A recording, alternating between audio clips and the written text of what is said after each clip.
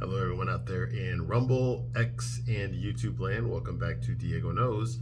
I, of course, am Diego, and today we're going to continue to talk about Mean Girls, all right? Your favorite movie from 2004, your little rom-commy chick flick high school movie for teeny boppers from 2004, starring the world famous and very talented Lindsay Lohan.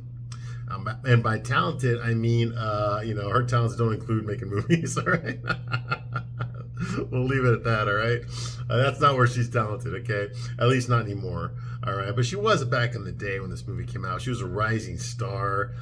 Miss Lindsay Lohan had she's done a lot of little kid things and stuff. I think she did something with, was it The Parent Trap or something? Or it was some remake. She played twins or something. Y'all know what I'm talking about. I know she did a Freaky Friday movie. Okay, another remake of Freaky Friday. It was her and Jamie Lee Curtis were mom and daughter, and I guess they switched bodies or something. Okay, which was a remake of Freaky Friday from like the early '70s, which was Jodie Foster within that one. I remember that one when I was a little kid. Okay. So she's been around a lot, I suppose. I didn't really follow her career. I'm not fucking gay, and I'm not a girl, all right? So I didn't fucking follow her career. I don't know what the hell she's been doing. Okay, I just know that all of a sudden one day she just appeared somewhere. Okay, that's all I know. That's usually what happens with these actors and stuff. You don't know who the hell they are, and then the next day they're everywhere, and you have no idea like how did they get? Why am I looking at them right now? Why are they on that fucking billboard right now? Okay, what the hell did they do that was so important that the whole world needs to know who they are now? Like you know what I mean? Isn't it weird how that happens? You're one day you're just walking down the street and here's some person that you've never heard of before, that you've never seen before, but all of a sudden the whole world apparently is talking about them like they're a big deal. Like you need to pay attention to this person because they're going to change the whole world or something like that, And then 6 months later, boom, you don't hear from them again. Like, who the hell was that guy? Okay, there's just plenty of people like that. You've got, who's that one girl? Rhett Butler. Remember that one? I remember in the 90s. I think it was Rhett Butler was her name. She had her own show, I think. I never watched it. I don't know. Okay, but I remember like in the 90s, I want to say the early 90s, maybe mid 90s, she had a sitcom that was very popular. Like I said, I never watched it, but for like 2 years there, she was on the cover of all the magazines, and she was all the talk shows had her on there, and I think she had like a movie that came out or something, and just, she was everywhere. Okay, for like a good maybe 8 months or so, 9 months or something. She was everywhere. And then she just disappeared. Like no one talked about her anymore. She wasn't getting invited to those Hollywood galas anymore. She wasn't showing up on the cover of, Rolling Stone or nothing anymore. Like the paparazzi weren't chasing her down. Nobody was interviewing her anymore. Her show got canceled, and like what the hell? She never worked in anything else again. So she just disappeared. That's usually what happens, okay? For a lot of you that want to get into Hollywood. Hollywood is a ghost town now. Everyone's losing their job, man. We got people, producers, costume designers, and stuff. I know people in the industry, man. They're like working at like DoorDash and stuff, okay? Because they got to pay those bills. Again, nobody's hiring. Okay, the strikes and all that kind of stuff that they went through last year, it didn't get them. And supposedly they got the terms that they wanted. It was a good. Sort of compromise, but all that meant is that the Hollywood has less money to spend, so a lot of the opportunities are now gone. But they're just gone. So nobody's making as many TV shows anymore. They're not making as many movies anymore. And if they do, they're not going to pay what they used to pay anymore. And there are no real movie stars anymore. If you really think about it, what is a movie star? A movie star is someone who can guarantee a box office, guarantee a big opening. That's what a movie star was. If you got that title, if you were a Brad Pitt or a Julia Roberts or something like that, or a Tom Hanks, okay, that meant that when one of your movies come out, it's guaranteed a lot of people are going to show up just to see you in that movie, regardless of what that movie's about. It could be about ancient Hungarian cabinet making. It does not matter. If Tom Cruise is in it, people are going to go see it, no matter what the hell it's about. That's what the movie stars have been for the past 100 years, but not anymore. You can have a big name, but it's not going to guarantee anything. It's not going to guarantee a big box. How many flops have we had already? Okay, you've got like look at Brie Larson, man, Academy Award-winning actress, right? She was the it girl for the past couple of years, right? Now look at her movie, The Marvels, which came out last year. Okay, the fall of last year. Okay, lowest producing movie in Marvel history. Out of all the Marvel superhero movies, it was the lowest one. Okay, so she cannot open a movie. She can't. You know, now if you got an actress or an actor who's up and coming, you know, like okay, they're going to, you know, they've got some heat behind them. They've already done a few smaller things that have been moderately successful. Let's give them a chance to open a big budget movie, and let's see how it goes. Okay, that's how Hollywood works. It's not about who you know, it's always about what you've done. You know, what was the last thing you did? Okay, that's how Hollywood gets people. It's not about talent. It's about exposure. It's about publicity. Okay, the more publicity you have, the more likely you are to get work, whether you're a screenwriter or whether you're a director or an actor. Okay, like ladies, if you want to be in a big budget movie, if you want to be cast in a big budget movie, okay, do you need to go audition? Do you need to get a good agent? No. You need to fucking date a movie star. Date a movie star, okay? That's gonna get all the paparazzi on you. Okay, look at some of these girls, man, that became famous because they were dating a movie star. Look at what the hell? Ben Affleck was dating somebody for like 2 weeks. I can't remember her name. She was like the it girl like 2 years ago, not anymore. I can't remember her name right now. But she's been Marilyn Monroe like a couple of years ago, and like nobody went to go see it or nothing. But anyway, if you want to see, I don't remember her name anymore. But like for 2 years, everybody was talking about her. Like she was hot, she was pretty, she's all these things, and the only reason she even got the exposure was because the paparazzi were following, you know, Ben Affleck, you know, before he married J-Lo, you know, after he divorced his wife, whatever, Jennifer Garner after they divorced, you know, and they were following him around to see who he's dating, you know, and then he started dating this one girl. This young girl, obviously she's 20 years younger than him at least, okay? And, you know, and people want to know, who's this girl? And they looked her up. Oh, well, she's been in a couple of TV shows and stuff. Oh, okay. Well, now everybody's talking about it because, you know, she's going to all the parties with him. She's speaking to all the directors, the Gus Van Sant, you know, the former Miramax people, all the relationships that he's established with Warner Brothers, with Universal, with Disney, okay? She's going to all that stuff. She's meeting all the agents. She's meeting all the producers, okay? So, of course, one's like, hey, you know what? I'm casting a movie about getting fucked in the ass by a bunch of cavemen. You know, you'd be perfect for it. But, you know, it's being directed by Wolfgang Peterson. I think you'd be perfect for it. Yeah, why don't you come into my office, you know, and do some business? And she does. And guess what? She's the star now. Now she's on the cover of Entertainment Weekly, you know, about to suck a big fucking caveman dick. All right? You know, and then she's got other jobs lined up too. She's going to be in Transformers 14 and shit after this. And then she's going to be the new James Bond, the female James Bond after this. Okay, you see what I mean? That's how it works. Okay, you get 3 strikes. Okay, they give you 3 opportunities. Now, these three big budget, high profile things don't work out, then boom, you're back to reality shows. You're back to auditioning for soap operas. Okay, if you can even get that. Okay, or you're driving for Uber. Okay, that's what you're doing. You'll show up as a minor character on some sitcom on the 14th season of like CSI Jerkwater, Illinois or something. You know, that's what happens to you. Okay, unfortunately, that's the truth. And after I've said all this, I still cannot remember this girl's name.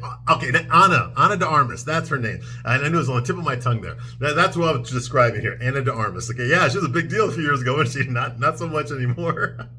Who's the big deal girl now? Well, right now it's Sydney Sweeney, okay, because of the whole Madam Web fiasco, okay? Obviously, that movie was an abortion, okay? I saw it. I didn't pay to see it, but I watched it, if you know what I mean, okay? I'm a big Spider-Man fan, a big comic book nerd, always have been, and I watched that movie, and they're trying to make a whole bunch of Spider-Man movies without Spider-Man in it. And whose stupid idea this was, I have no idea. Okay, but they did it. They spent the money on it, and obviously nobody went to go see it. This is just an example of that. Okay, you got the chick from 50 Shades of Grey, you know, Don Johnson and Melanie Griffith's daughter, Dakota Johnson. Okay, this bitch did 3 fucking 50 Shades of shit movies. Okay, and I read the book too. Don't get me started on that. Oh my god. Okay, but yeah, she starred in 3 50 Shades of shit movies. But yeah, Madam Web, that's the one movie she's embarrassed about. Okay, that's the one she's ashamed of.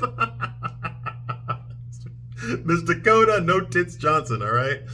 Yeah, no, not buying it. But anyway, like that movie right there, I mean, well, she got cast because of her, you know, because of her mom and her dad, okay? But in that movie, in Madam Web, okay, you got these multi-diverse girls, okay, that she's in charge of, and one of them was the white girl, okay, who had big titties, but I mean, they didn't make her look pretty. I mean, they didn't showcase her titties at all. Okay, but when she went to like the red carpet for Madam Web, Sydney Sweeney had these big tits are just sticking out. These big fake titties of hers, they're just sticking out. And you can't take your eyes off of them. And next thing you know, nobody's talking about Madam Web. Everybody's talking about Sydney Sweeney's tits. Now, the girl is like 27 or something years old. She might be 30 years old. I don't know. Okay, but that right there was drawing a lot of paparazzi, a lot of media attention. I mean, people are writing articles about her huge titties and how sexy she is and all that kind of stuff. And guys can't get enough. You know why? Because we don't get to see that anymore. Okay, in Hollywood, you never see a movie, a rated R movie, where a girl gets topless anymore. You always see guys fucking pulling their junk out, though, on streaming, though, don't you? You always have guys showing off their Johnson, right, on TV shows. Okay, but you never see a girl showing her tits because that's sexist. But yet guys are pulling out their schlong almost every fucking episode of every fucking show on streaming right now. Okay, and in the movie theaters. But you never see women doing it. When I was growing up in the 70s and 80s, girls were always taking off their tops, man. It was fucking sexy as hell. We wanted to see that. How do you think you're going to get fucking guys, some red-blooded heterosexual guys, who, by the way, are the majority of the guys out there, how you fucking going to get them into the fucking theater? They want to see fucking titties. I want to see fucking titties. I want to see Sydney Sweeney's titties. You give me that, I'm buying a ticket. Because I want to see that. That's what it's about. It's about giving the audience what they want. But because of the cultural politics of Hollywood, you can't do that. Anything that men want is considered the male gaze, and therefore it's bad, and you cannot do it. Because all you're doing is you're feeding into the patriarchy and the misogyny. Okay, but yet when a woman gets horny and she wants to see schlong and ripped abs and all that kind of fucking shit, they give her what she wants. Okay, because that's empowerment. Get the fuck out of here with that noise. You know, that's what I'm talking about. You got to give the people what they want.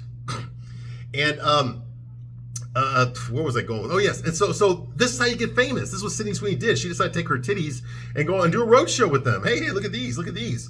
And because there was a vacuum of female sexuality in the media. Okay, like I said, reporters don't want to do it. They don't want to show off sexy women in commercials or anything like that. They don't want to do that because that's the male gaze, which is evil and bad, right? Okay, but here's Sydney Sweeney just saying, hey, look at these big things right here, okay? And guys are going crazy because we're not used to that. Us outside of porn, okay, we're not used to seeing that, okay? We're not used to seeing the era of the Jane Mansfields, the Marilyn Monroes, okay, the women that looked really fucking sexy, you know, the Pamela Andersons and stuff, the girls from that era, the Suzanne Summers. You know, those girls, the sexy women, that era's gone, and Hollywood doesn't want to bring it back. And that's the reason guys aren't watching movies, okay? But the whole point of this thing is, as Sydney Sweeney decided to take that narrative, this movie sucks, it's a terrible movie, but I got to get something out of it. I got to get the press to talk about me. I'm going to make my tits the fucking star, okay? Now, I'm not the star, my tits are the star, okay? And everybody, all the Hollywood trade magazines are going to report on my tits. Okay, some movie producer is going to see that. They're going to look at my picture and go, oh my God, that girl is sexy. You know what? She'd be perfect for a fucking Barbarella remake. Okay, let's get her in the fucking studio. Pay her what she wants. Okay, we're gonna do a fucking old Jane Fonda movie. Okay, that had a vibrating machine that fucks her. Okay, we're gonna remake that movie. Okay, and she will be perfect because she's got tits. You see what I mean? And that's how it's done. You got to claim your own narrative. You got to take charge of it, okay? Get people to talk about you, get publicity, and that's how you get work. It has nothing to do with talent. Do I really think Sydney Sweeney is a great actress? Fuck no. She's terrible. I've never seen her do anything good, okay? I've only seen a couple of things she's in. I guess she was on some TV show or something. I never watched it. That's where all the actresses come from. All the actors come from fucking TV shows. Then they just show up in a movie and like we're supposed to automatically know who they are. No, I don't fucking watch TV, okay? Most TV is fucking bullshit. It's all gynocentric shit. Okay, no, I'm not gonna watch it, okay? But apparently that's where she came from. Okay, so she took her own narrative, whatever. Look at my tits are the star, blah, blah, blah. There's no other girl with tits like these. Okay, so now she's getting acting roles. That's how you do it. It's all about the publicity. Okay, Lindsay Lohan used to have that. Okay, she was up and coming when this movie came out. And I think Mean Girls was the first time they ever put her in as a leading lady. Okay, she's not a teenager anymore. Well, I mean, she is. She's playing a teenager, but like this is like the in-between between being a child actor and being a successful adult actress. Okay, this is the movie that got her there. Okay, she got a lot of roles after this. Unfortunately, none of them were any good because of her, her substance abuse issues and her narcissism and her, her codependency and the tattoos and the sex and the drugs and the party lifestyle that she just could not handle it. Too much of a good thing. She's a minor, and she got hit with so much fame, so much attention, so much publicity, so much money, so much parties, so much sex, so much, she couldn't handle it. She couldn't handle it. Okay, and unfortunately, girls like Drew Barrymore, who also went through the exact same thing, I mean, that's her future right there. Okay, look at Drew Barrymore. Look what she's doing now. She's her bullshit talk show. Okay, like what the fuck? Her bullshit talk show where she's complaining about not being able to get a guy. What the fuck? You think anyone gives a shit about whether Drew Barrymore's love life? Think anybody really wants to date her? The only guys that want to date Drew Barrymore, okay, the guys that she wants, okay, no high value man's gonna fucking touch that AIDS infested snatch, stretched out snatch anyway. Number one. Number two, any guy that does date her that she parades around as her boy toy, her Ken doll, is just a gay guy that's fucking her for the money and the fame, and so that he can get acting jobs from fucking Drew Barrymore, okay? That's how it works. You really think that fucking, what is it, he's a 27-year-old guy? Okay, that's fucking Cher, 73-year-old Cher right now. Do you really think he's doing that because he's in love with her? No, he's not, okay? He's doing it because that's publicity for him. Hopefully she'll kick the bucket in a year or two and he can inherit all of her money. To pay for his boyfriend's sex change operation. Look at Madonna. Madonna's boyfriend is what, 35? And she's like, what, 68? You really think he's in love with her? Okay, there was a time where like guys would have fought over Madonna. I would have fought over Madonna back in the day. Okay, but not today. No. Why do you think she's with that good-looking boy toy?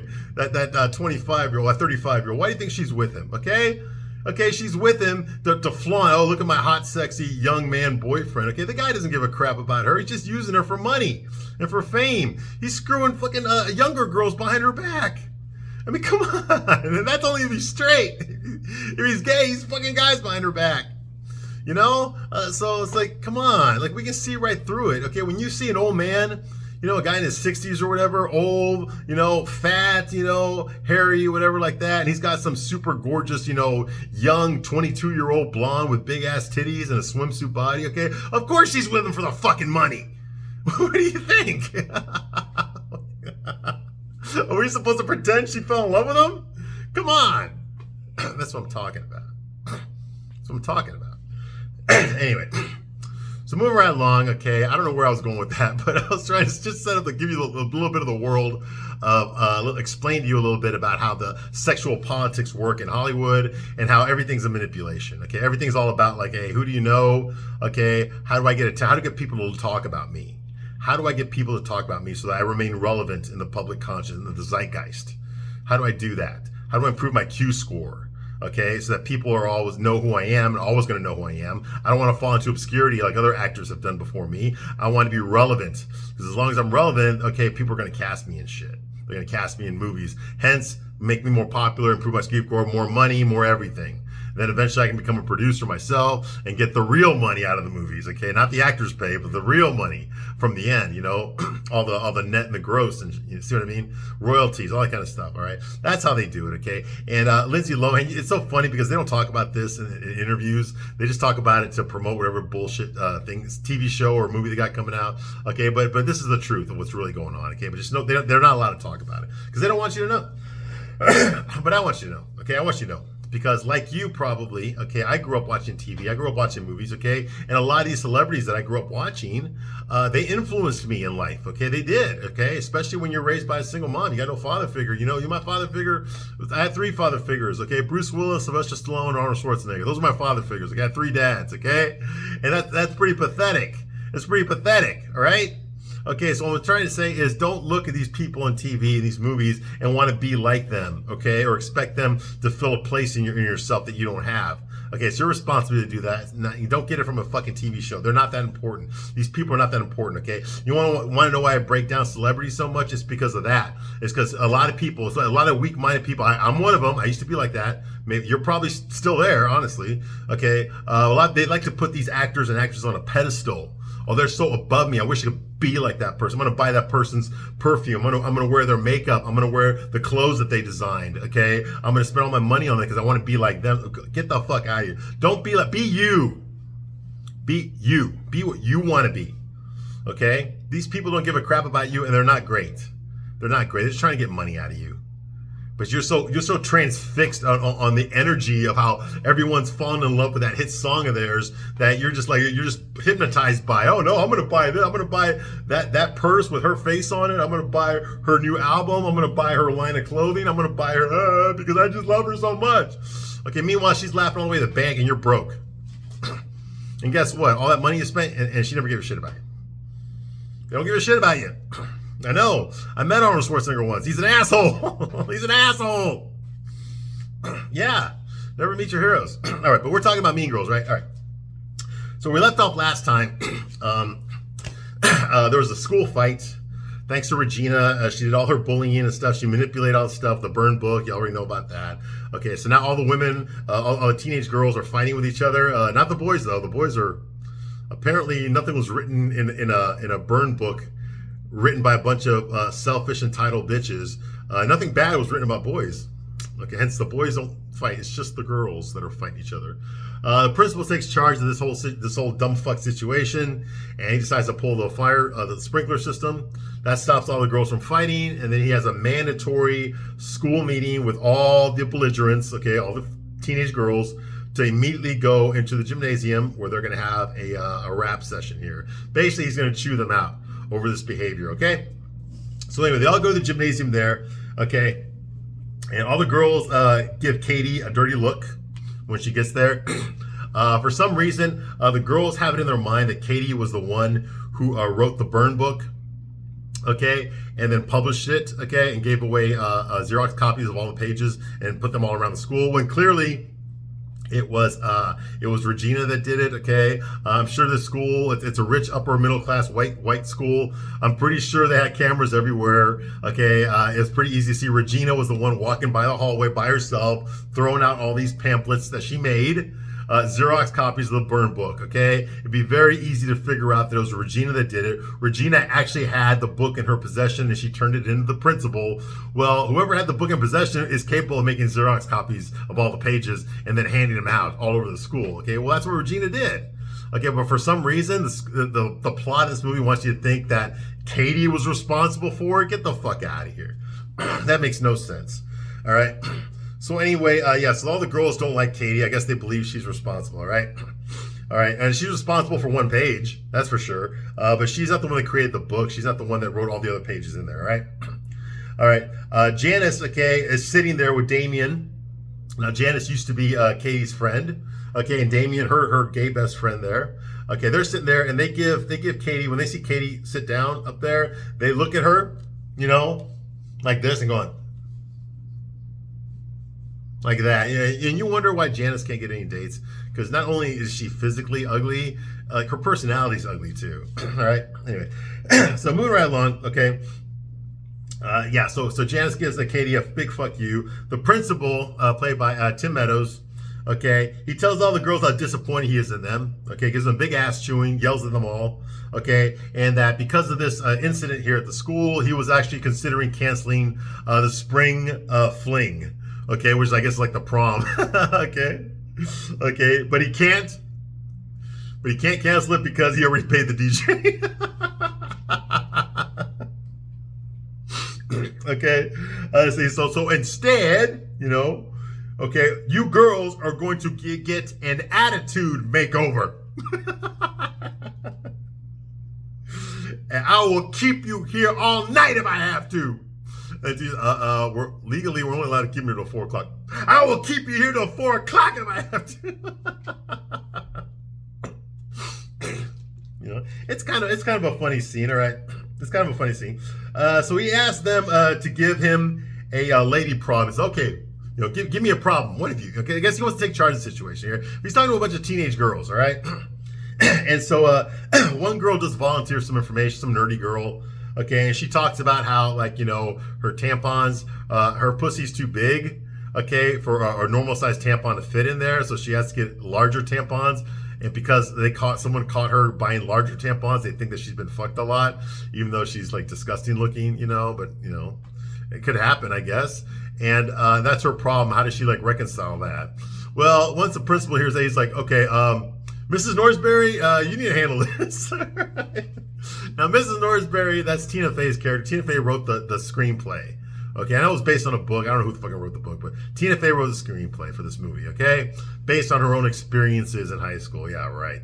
Okay, so, and of course, obviously she wrote this part for herself. She put herself in the movie to play Mrs. Norsberry. Now, Mrs. Norsberry is the centered character. She's the adult that, even though she's kind of quirky and there are some weird things about her, like she's always talking about her divorce and how her ex-husband, you know, is a fuck up, you know, and she's losing a lot of money on this divorce. She has to pay a lot of money in attorney fees, you know, and all that kind of shit. You know, she's always complaining about that. She works like 3 different jobs. Like she works as a bartender at some stupid ass like Chili's type restaurant. Okay. Okay, and she's teaching high school. Okay, well, she's like the centered one. Okay, and she kind of takes on Katie as a protege in a way. She tries to push Katie into doing better in class because she sees that Katie has the hots for this boy in her math class, Aaron. Okay, and Katie's purposely failing her tests so that she can get Aaron to tutor her, even though she's smarter at math than he is. Okay, it's just an excuse so that she can spend some time with him outside of the class. Okay, well, Miss Norsberry can see that, and she basically tells her, hey, don't dumb yourself down for some man, you know, that kind of thing. Okay, and that pisses off Katie, so Katie decides to go in the burn book and make her a page of her for herself. Okay, and she writes down that Mrs. Norsberry is a pusher, a drug pusher, you know. Okay, so that's in there. And that was one of the flyers that went out in the high school, okay, was Miss Norsberry's a drug pusher. Well, when Miss Norsberry saw that, she immediately knew who wrote that. That was Katie. So she knows Katie did it, but she kind of wants Katie to confess, you know, because that's what you're supposed to do. You're not supposed to get caught and then say you're sorry. You're supposed to confess what you did in order to be forgiven, all right? So that's going on, okay? And so Mrs. Norsberry talks to all the girls. The principal sits down, okay? She points out that all the girls, she tells all the girls, hey, raise your hand if anyone has ever had shit talked about them by another girl. And they all raise their hand. Now, raise your hand if you ever talked shit about another girl. And, of course, they all raise their hand. Okay. I don't think Regina raised her hand for that one, though. Okay. Okay. So she says, oh, my God, we've got a lot of shit talkers here. What we have here is a woman-on-woman crime. You know, and that's what this movie's about, okay? It's trying to be solidarity, trying to be girls together by what? Okay, what is the one thing that you can get all girls together on, okay? No, it's not makeup, okay? It's not boy bands. It's not shopping. Well, it could be shopping, okay? But what is it? What's the one thing that can get all the girls together? Okay, you know what it is? Boys. Because every girl out there, ugly, pretty, gay, straight, whatever, has an opinion about men, okay? And the one thing women love to do is shit talk men about men. Okay? Now, I'm not saying they don't ever say great things about guys. Whenever girls say a great thing about a guy, it's a guy they're attracted to. It's a guy that they like. They built up a fantasy about him. When it's just an ordinary guy or just any old guy, okay, they're all assholes. They're unattractive. They're all pieces of shit. They're all misogynists. They're all sexist and shit. But when women do the exact same thing, they're empowered, they're strong, they're independent. You see what I mean? It's a double standard, okay? So basically, what Miss Norsberry's trying to do is she's trying to get all the girls together to come together by finding an enemy that they can all hate together. Same thing happened with 9/11. Remember 9/11? You remember how bad the Republicans and the Democrats were back then? Okay, I mean, not as bad as they are today, but it was still pretty bad back then, okay? Also, when 9/11 happened, boom, every American was on the same page. Okay, every American agreed we're going to war with Iraq, even though Iraq had nothing to do. You see what I mean? That's what I'm talking solidarity. She's trying to get a solidarity with the girls here, all right? If there's one thing, you'll find something in common with all of them, you can get them all together based on that. That can be the anchor that holds them all together, all right? So that's going on here, okay?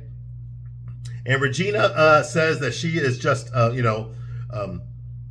Regina says that she's just a victim. She's never talked shit about anybody. And we know that's bullshit. She's one of the biggest shit talkers there, okay? But Miss Norsberry points out how all the girls have been victimized by Regina. So Regina says, like, hey, I've never shit talked anyone.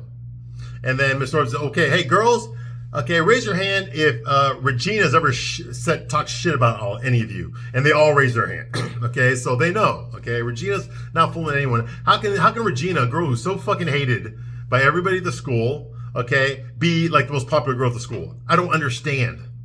Because that would never happen. Okay? So that's going on here, okay? Okay, and even one of the teachers even says like she's, that Regina's talking shit about her too. Okay? A teacher got her feelings hurt by Regina, okay? Okay, and the principal does too. He's like, what the fuck? And the same principal that believes her story, that she just found this burned book and is traumatized by what was in it. Get the fuck out of here. Yeah, this principal already knows her character. He knows she's bullshitting. Why the fuck is he taking her seriously? Anyway, this is Tina Fey coping, honestly. That's what I think. It's Tina Fey working out her own issues by putting it in the screenplay, all right? So anyway, Miss Norsberry asks Katie if she wants to own up to anything, okay, or apologize. Okay, and like I said, we don't know what this is about, okay? Katie's like, because Katie is the one that wrote that Miss Norsberry was a drug pusher in the book, in the burn book. And Katie's like, no. Okay? So Miss Norsberry is like, I'm very disappointed in you. She's already caught. She might as well just fess up to it. All right. Everyone knows that she wrote that page. She didn't write the whole book, but that one page about her math teacher, she did write that part. That was her. That was on her. Okay. Well, the reason she didn't do it, the reason she didn't fess up to it, is because she knows that she'll be blamed for the entire burn book if she confesses to that one page. No, she won't. All she has to say is, I wrote that one page, but Regina, Gretchen, and Karen wrote the other pages. All right. Okay, so 4 of you will be ostracized instead of 1 of you. Okay, you know what? Katie's done some shady stuff in this fucking movie. She has. We know she's had. She's treated her friends like shit. She's lied. She's manipulated. She's stolen. Okay, she's done a lot of bad things. Okay, I don't feel sorry for her. I know she got seduced by the dark side. That's no excuse. You're still responsible for your own actions. You see what I mean? I don't feel sorry for Katie. She's just as much of a bitch as the other 3 plastics are, okay? And Janice as well, while you're at it, because Janice is the one that came up with the whole fucking Machiavellian plot. She's the one that worked out the whole fucking, the whole logistics for this thing, this revenge plot of hers, okay? So she's just as bad as they are too. There's no good people in this fucking movie. What the fuck?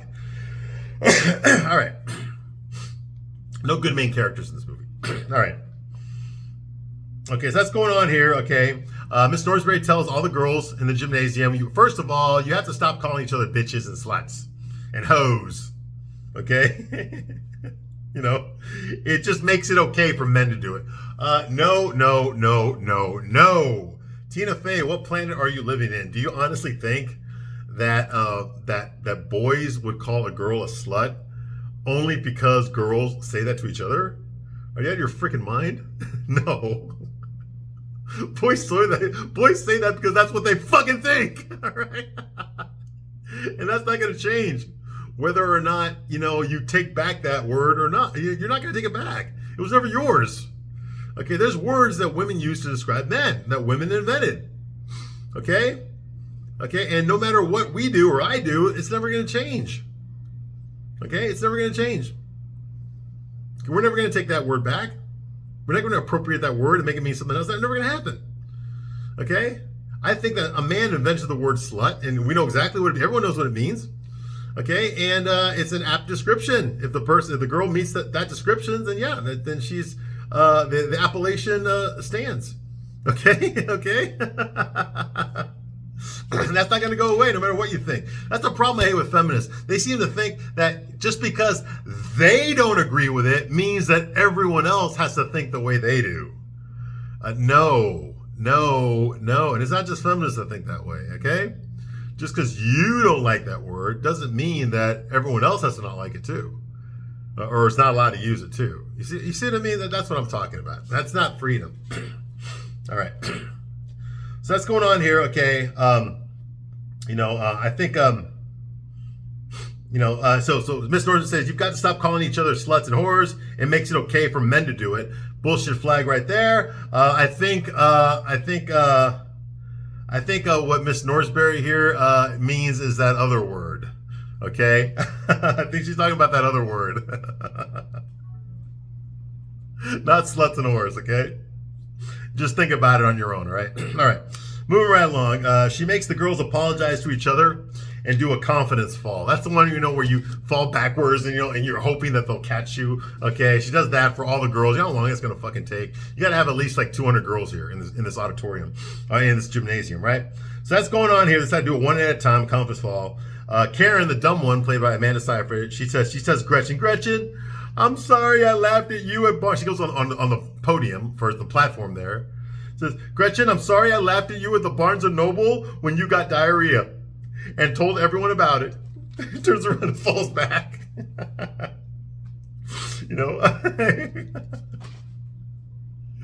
Okay, now even the crippled girl, okay, there's a crippled girl in this high school, all right, she keeps showing up in the hallway and stuff, during the fight scenes and talking shit, and they interview her and stuff. Okay, the crippled girl apologizes to the fat girl.